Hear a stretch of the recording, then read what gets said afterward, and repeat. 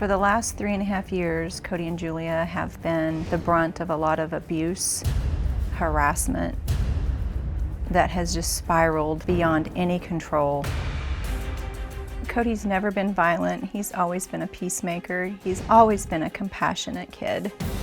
Codey did take on Julia's kids and was just very welcoming and very proud to be in their lives.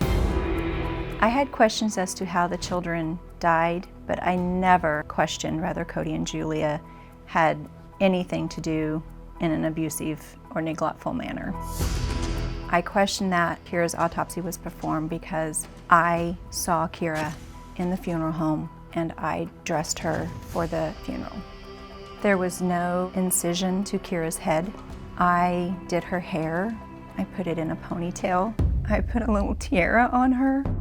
And there was no incision from an autopsy. I dressed her. There was no surgical incisions to Kiera's body. I'm as sure as I'm sitting here. The medical examiner told our family it was an undetermined cause of death. I think somebody messed up really big. And I think there's just a cover-up now. Without that autopsy, there's no way that we're ever going to know what did happen. And so these accusations are going to continue to fly around until we know something. I assume, from everything I know from our talks and interviews with you, that you totally do not believe that either of these folks had anything to do with the death of these children. That's correct. And you think the autopsy is part of some kind of a cover-up? I don't know what it's a part of. I know that there isn't one. On Kiera.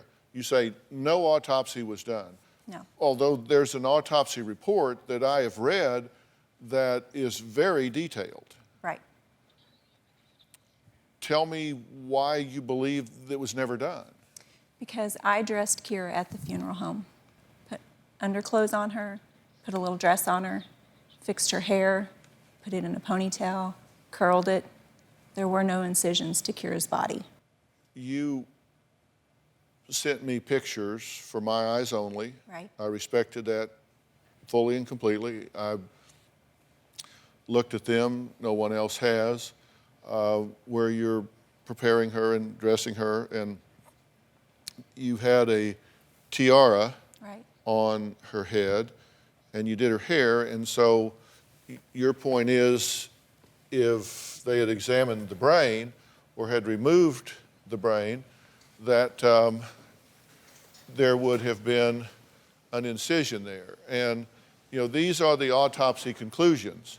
It says the autopsy revealed a large subdural hematoma in the right parietal occipital region, which caused the brain to shift from the midline, compromising the brain's cardiorespiratory centers, resulting in death. You're saying there's no way they could know that? They couldn't. There's no way.